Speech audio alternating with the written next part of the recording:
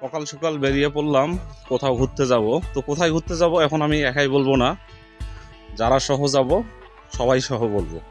তো ঠিক আছে, শেষ পর্যন্ত দেখুন আমরা কোথায় যাচ্ছি। আজ আপনাদেরকেও সাথে নিয়ে যাব, চলুন সবাই।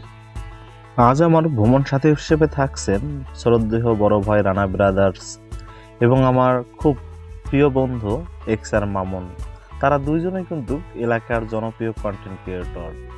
তো আজ আমরা একটু যেহেতু দূরেই যাব, তো সেক্ষেত্রে আজ আমাদের ঠিক 8টার দিকে রওনা দেওয়ার কথা ছিল, কিন্তু বিলম্ব হওয়ায় আমরা 2 ঘন্টা লেটে পৌঁছে।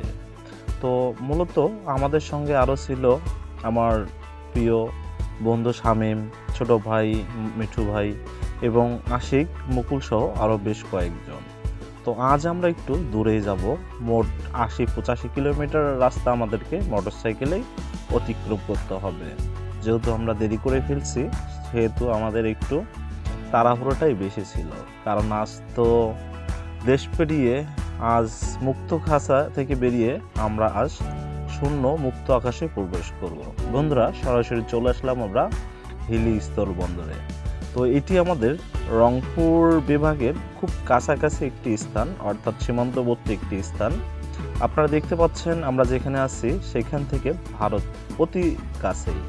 আপনারা হয়তো ভিডিওর মাধ্যমে দেখতে পাচ্ছেন যে কাঁটাতারের বেড়া দেখা যাচ্ছে, এবং আপনারা একটু লক্ষ্য করলেই বুঝতে পারবেন যে আমাদের সীমান্তবর্তী যে বিজিবি রয়েছে তাদের ক্যাম্প কিন্তু কেটি। আপনারা দেখতে পাচ্ছেন যে এখানে পতাকা টাঙানো আছে এবং এখানে সাইডেরও বেশ কিছু সিসি ক্যামেরা দেওয়া আছে এখানে নিরাপত্তার সাথে। তো মূলত এখানে তারা ভিডিও করতে দেয় না, আমাদেরকে এদিকে পাঠাই দিছে, সরাসরি এখান থেকে ভিডিও করা নিষেধ। তো আমরা সাইটে চলে আসলাম এবং সাইট থেকে আপনাদেরকে যতটুকু পারি দেখানোর জন্য চেষ্টা করে যাচ্ছি। আজ আসলেই মনে হচ্ছে যে আমরা একটি খাঁচার মধ্যে বন্দী আছি। আমরা চাইলেই অন্য দেশে যাইতে পারবো না, অন্য দেশের কেউ আমাদের এখানে আসতে পারবে না। যাই হোক, এখানে একটি মজার ঘটনা ঘটে গিয়েছিল। এক দিদি ভারত থেকে বাংলাদেশে ঢুকতেছিল, তো আমিও ভিডিও করতেছিলাম, তিনিও দেখে খুব আনন্দিত হয়েছিল এবং আনন্দিত হয়ে এখানে একটা ঘটনা ঘটে গেছে, একটু লক্ষ্য করলেই বুঝতে পারবেন। দেখেন তিনি কীভাবে হোঁচট খেয়ে পড়ে যেতে ধরছিল, আপনারা একটু দেখেন। আমিও ভিডিও করতেছিলাম, তিনিও হাসতেছিল। তো হাসতেই অসতর্কতার কারণে দেখতেই পাচ্ছেন এখনই কি হয়ে যেতে ধরছিল।